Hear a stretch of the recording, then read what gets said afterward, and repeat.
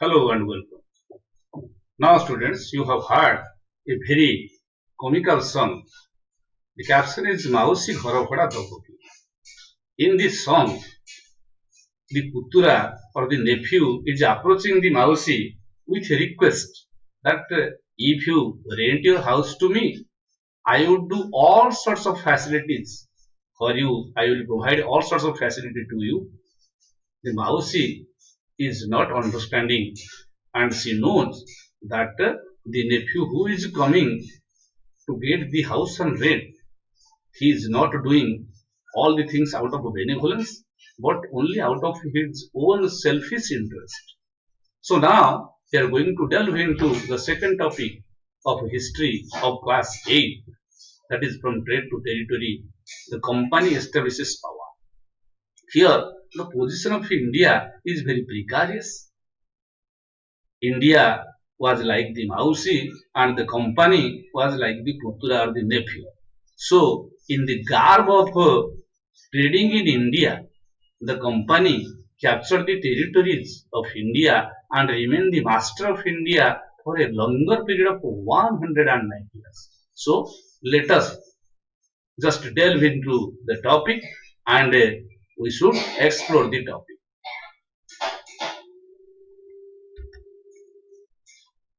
As you know, Aurangzeb was the last powerful Mughal ruler. He established control over a large part of India. But after his death, due to the weak successors, the Mughal empire became weakened and big Zamindars asserted their authorities. Many regional kingdoms came up and they ruled over India independently. They ruled over their own areas independently. So, as the powerful centers emerged around India, Delhi could no longer function as an effective center. Why? Delhi became weaker. By the second half of the 18th century, the new trading companies who came to India, they started fierce battle amongst themselves. They wanted to gain political hold over India so that they could rule over India and their trade interest could be protected. But it is a matter of sheer contrast that the British East India Company, which became the master of India for a longer period of 109 years, it is a paradox, it is an irony that the company initially did not want to acquire a territory in India. But ultimately, the company became the master. So, how this happened? Let us explore. In 1600 AD, on 31st December, the company of merchants to trade with East Indies. A company was formed, constituted, and it got the charter of Queen Elizabeth I, the Queen of Britain, to trade with East, means Asiatic countries and Eastern countries. It was the only British company which got the monopoly right to trade. Now, that company could venture across the oceans looking for new lands where it could buy things cheap and sell dear. That is called as mercantile trade. So, when the British company came to India, it was not only the player in the game of trade. Long before the British, in 1498, Vasco da Gama, a Portuguese navigator, came to India. The Dutch also came. The Dinamas or the people of Denmark came. So, India was full with many European trading companies, those who purchased the same things. Which things were very popular? Now, fine quality silk, cotton, pepper, cloves, cardamom, cinnamon. Pepper means gulmaricha, cloves, lavanga, cardamom, Gujarati, cinnamon. These were in great demand. Cinnamon means dalchini. Competition amongst the European companies inevitably pushed up the prices at which these goods could be purchased. Because according to the principle of a market, when the things are demanded, prices automatically went up. So all the companies wanted to trade the same things. So profit was reduced because many players were there and the cost of the materials, goods were increased in India. The European companies, they just fought amongst themselves. There was fierce battle took place between them. They sank each other's ship. They blockaded the trade routes. They prevented the rival ships coming over to trade with India. So many where in India, the trade posts of the European companies were protected with fortification and with arms and ammunition. Soldiers were stationed. So this fortification endeavor of the companies made the local rulers to see the design of those companies in a mood of apprehension. That means the local rulers, they felt apprehensive, they feared that why did the European companies, they are fortifying? Why did they keep soldiers? Why did they want to make their areas stronger by putting forth cannons and guns? So that apprehensive attitude of the local rulers paved the way for intense conflict. That conflict ultimately led towards battle between the Indian rulers and the European trading companies. So, East India Company, which ruled over India after the decisive battle of Palasi, it started to trade in Bengal in 1651. The first English factory was opened. From that factory, the factors operated, means the traders known as factors, they operated. Trade was expanded. The company persuaded the Indian merchants and traders to come and settle near the factory. By 1696, a fort was made. The fort was Fort William, was made around the settlement. 2 years later, the British East India Company bribed the Mughal official and got zamindari right over 3 villages, Sutanati, Govindpur and Kalighat. And around those 3 villages, the city of Calcutta came. Today, it is a metropolis, but it had an humble beginning in 17th century, the last quarter of 17th century. Mughal Emperor Aurangzeb gave a farman, means an order to the East India Company to trade duty free in India. the company tried this Farman to trade duty free, and it wanted to also manipulate the existing privileges. Aurangzeb actually did not give any individual British to trade without duty. It gave only the company, but the company officials they traded duty free. That created an enormous loss of revenue for Bengal, because Bengal rulers, those who ruled later, independently after the death of Aurangzeb, they became angry because their revenue was lost due to the private trade. Only the company was supposed to trade duty free. But the British people, the British individuals, British officials who carried on their private trade, they also traded duty free. Now, the Nawab of Bengal, Murshid Quli Khan, did not like. So, the Nawab of Bengal asserted their power and autonomy after the death of Aurangzeb. Murshid Quli Khan was followed by Ali Vardi Khan, and then Sirajullah became the Nawab of Bengal. They were strong rulers. They did not want to give any concession to the company. They wanted that the company should provide tribute to trade duty free. The company was at that time minting coin, means it was producing coins, so it should be stopped. The fortification was started by the company, that should also be stopped. So the company was always in a mood of non-compromise. Whenever the Bengal rulers wrote letters that the company should give taxes and tributes, the company in return wrote disrespectful letters. So that was just unbearable for the ruler. So the local ruler, especially Sirajuddaula, became angry with the British East India Company. But the company had another reason.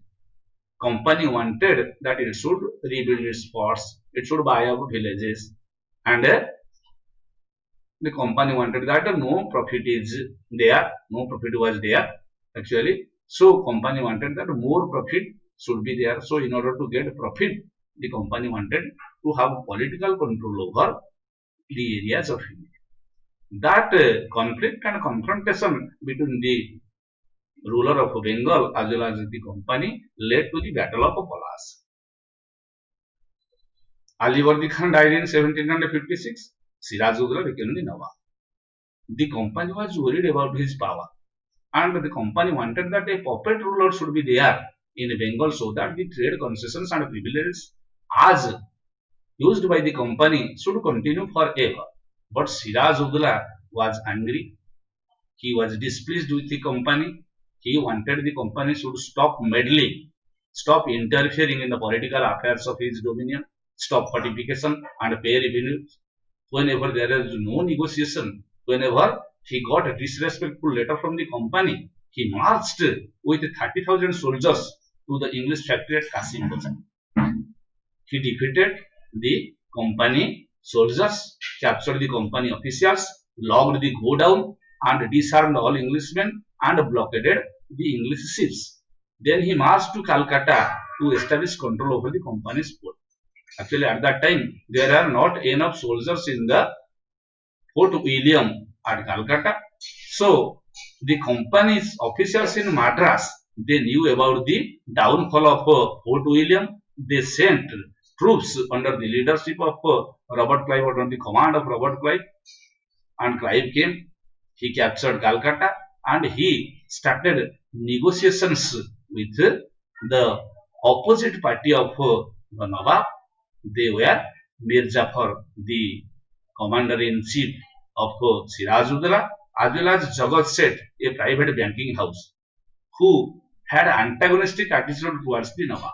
So, Robert Clive made a nasty, nefarious design, a conspiracy, and in 1757, Robert Clive led the company's army against Sirajuddaula at the Battle of Palas.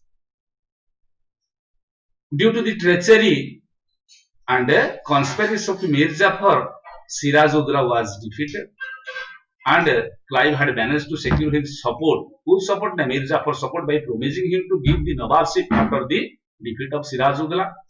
So Battle of Plassey was infamous as a non-functional battle because the commander-in-chief Mir Jafar did not direct the soldiers to start war. After the defeat of Plassey, Sirajuddaula was assassinated and Mir Jafar became the Nawab. The puppet Nawab Mir Jafar did what did the company want, but it could not able to satisfy the company because the companies wanted that Mir Jafar should do all the things, but the Bengal regime was empty. Mir Jafar expressed his inability to satisfy the company because Mir Jafar had paid personally to many company officials huge sum of money. So Mir Jafar protested and the company deposed him and installed Mir Qasim, the son-in-law of Mir Jafar. When Mir Qasim complained by giving too much money to the company officials, he was also defeated in a battle. In the Battle of Buxar in 1764, he was driven out of Bengal and again Mir Jafar installed. Mir Jafar agreed to pay 5 lakh rupees every month, but the company wanted more money to meet its demands like to finance the war, to meet the demands of trade and other expenses. The company wanted more territories and more revenue. By the time Mir Jafar died in 1765, the mood of the company had changed. The company wanted that instead of installing any puppet Nawab, the company itself should rule over Bengal. So Clive declared that we must indeed become Nawabs ourselves. In 1765, the Mughal emperor, as the Mughal emperor was defeated in the Battle of Buxar, because in the Battle of Buxar, three powers, Mir Qasim of Bengal, Shuja-ud-Dawla of Awadh, and Mughal Emperor Shah Alam II, were defeated by the East India Company, and the East India Company pressurized Mughal Emperor to grant the Diwani right. That means the right to collect land revenue from three states, Bengal, Bihar and Odisha. So the company became the Diwan. Previously, the company traded in India by exporting gold and silver from Britain and importing the trade things. So the outflow of gold from Britain slowed after the Battle of Plassey. That means the company no longer paid to the trade expenses in the means of gold. Rather, after the Battle of Plassey, the accession of Diwani helped the company to finance its trade activities. ଯାହାକୁ ଆମେ ଓଡ଼ିଆରେ କହିପାରିବା ମାଛ ତେଲରେ ମାଛ ଭାଜିବା ଭାରତରୁ ଯାହା କଲେକ୍ସନ କଲା ଟ୍ୟାକ୍ସ କମ୍ପାନୀ ସେ ଟ୍ୟାକ୍ସ କୁ ସେ କଣ କଲା ନା ତାର ଟ୍ରେଡ୍ ରେ ୟୁଟିଲାଇଜ କଲା. So now the revenue of Bengal, Bihar and Odisha could be used to purchase cotton and silk textiles in India, to maintain the company troops and to meet the cost of building company fort and offices at Calcutta. The company became the Nawab. That means there was no ruler in Bengal. Virtually the company became the master of Bengal, Bihar and Odisha. The company acquired more and more power authorities. After the Battle of Plassey, the actual Nawab of Bengal were forced to give land and vast sum of money as the personal gift to the company officials. Bribery became the order of the day. Robert Clive himself amassed a large fortune in India. He came as a mere clerk to India in 1743 at the age of 18, but when he left India in 1767, he took away with him the worth of 4,01,102 pounds sterling. In today's price index, it would have been more than 5,000 crore. So, when he was appointed governor of Bengal in 1764, Clive was asked to remove corruption in company administration, but he himself was cross-examined in 1772 by the British Parliament. British Parliament was suspicious about his vast wealth. He was ultimately acquitted, but he committed suicide in 1774. So, corruption was started with the accession of Bengal after the Battle of Plassey.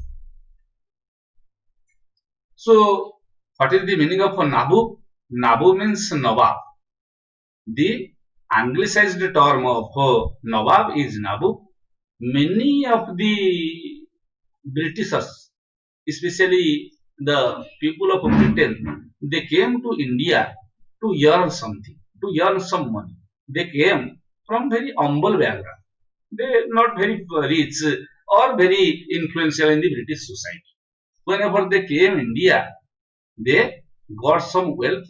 After they are returned to Britain, they went with a lot of wealth, and in Britain they led very flashy life, and they showed their riches.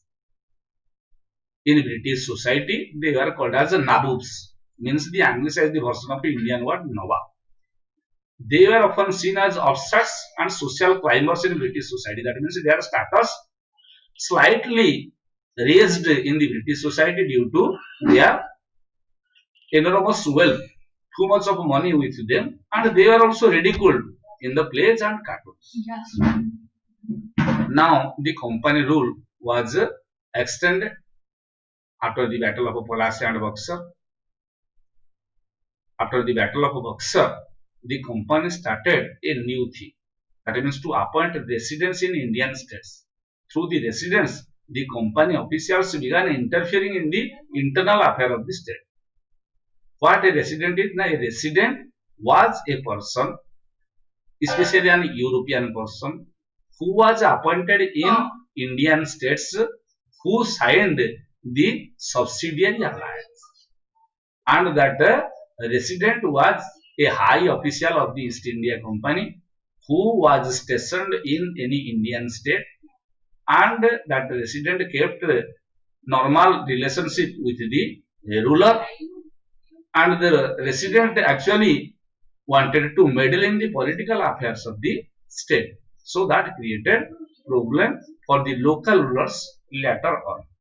So the residents who were supposed to keep normal and sound relationship with the local rulers in the provincial rulers, Indian state rulers, actually according to James Mill, they behaved as kings, and they wanted that the local rulers should act in subservience.